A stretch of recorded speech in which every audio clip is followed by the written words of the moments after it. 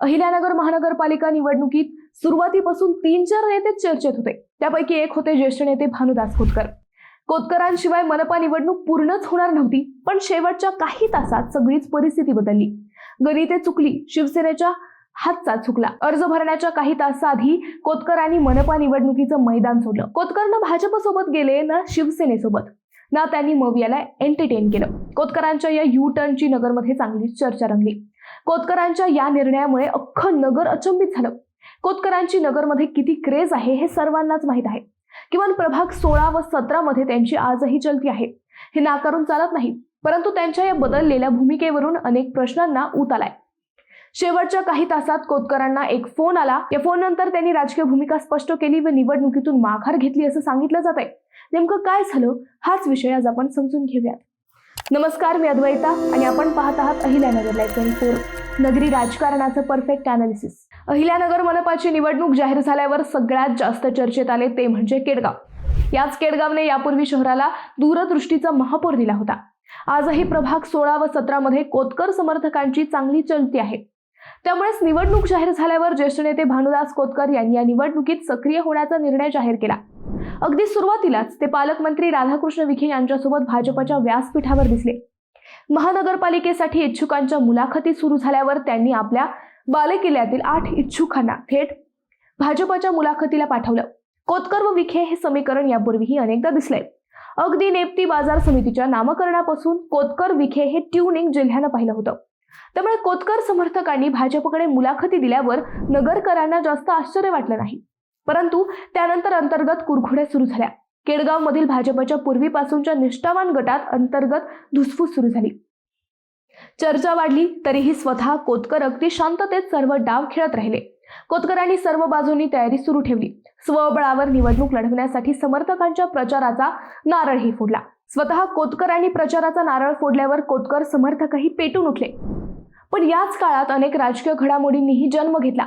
सोमवारी शिवसेना शिंदे गट महायुतीतून बाहेर पडल्याचे स्पष्ट झाले। विखे जगताप समीकरण अभेद्य राहिलं। जागा वाटपाचा तिढा शिवसेनेला बाहेर पाडण्यास कारणीभूत ठरला। त्यानंतर याच शिवसेना शिंदे गटाने नंतर कोतकरांशी संधान साधलं। सोमवारी सायंकाळी शिवसेना शिंदे गटाने कोतकर गटाला 6 जागा देण्यापर्यंतचा निर्णय फायनल केल्याचे बोलले गेले। दुसरीकडे शिवसेनेसोबतची कोतकर गटाची हीच बोलणी शिवसेना नेते दिलीप सातपुते यांच्या मध्यस्थीने सुरू राहिली। अशा चर्चाही कानी आल्या। कोतकर गट व सातपुते ही दिलजमाई आकाराला येत होती। कोतकर गटासाठी शिवसेनेचे एबी फॉर्मही तयार झाल्याचे सांगितले जात होते।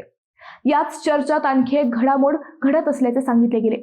मंगळवारी सकाळी अचानक सगळं बदललं।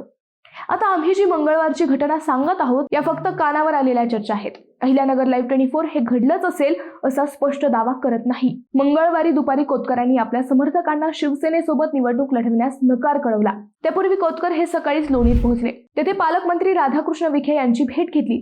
तेथे या दोन्ही नेत्यात काही विषयांवर चर्चा झाल्या। कदाचित या चर्चा मनपा निवडणूक, राष्ट्रवादी भाजप युती, आगामी रणनीती किंवा इतर काही गोष्टींवर झाल्या असाव्यात। त्यानंतर मंत्री विखेंनी थेट मुख्यमंत्री देवेंद्र फडणवीस यांना फोन लावला। विखे फडणवीस चर्चेनंतर हाच फोन कोतकरांकडे देण्यात आला। फडणवीस व कोतकरांचेही बोलणे झाले। महत्त्वाच्या काही विषयांवर चर्चा झाल्या। कोतकरांनी फडणवीसांसोबतच्या चर्चेला सकारात्मक घेत आपल्या समर्थकांना निवडणुकीतून माघार घेण्यास सांगितले। आता कोतकर खरंच लोणीला गेले होते का? पालकमंत्र्यांना भेटले होते का? कुणासोबत फोनवर बोलले होते? मुंबईहून दुसरे कोणा नेत्याचा कोतकरांना फोन आला का? या दाव्याची आम्ही खात्री देत नाहीत। या फक्त चर्चा आहेत। मंगळवारी कोतकरांनी आपल्या समर्थकांना शिवसेनेसोबत जाऊ नका एवढाच काय तो निरोप दिल्याचे खात्रीलायक वृत्त आहे। पण विखे कोतकर हे संबंध पाहता असंही घडलं असेल असं म्हणता येतं। परंतु या सगळ्या घटनाक्रमानंतर कोतकर समर्थकांनी मात्र आपल्या नेत्याचा शब्द अंतिम मानला। सगळं जुळून आलं असतानाही त्यांनी शिवसेनेकडून उमेदवारी केली नाही।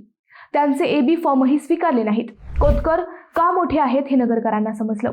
या सगळ्या घटनाक्रमामुळे शिवसेना शिंदे गटाला मात्र शेवटच्या काही तासात उमेदवार शोधावे लागले। त्यांची धावपळ झाली। भाजप व राष्ट्रवादीकडून उमेदवारी न मिळालेल्यांची शेवटच्या क्षणी मनधरणी करावी लागली।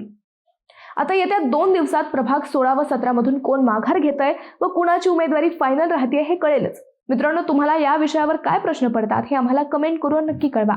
शिवाय व्हिडिओ आवडला असेल तर चॅनलला सबस्क्राईब करून व्हिडिओला लाईक करायला विसरू नका। पुन्हा भेटू नव्या विषयावर, तोपर्यंत धन्यवाद।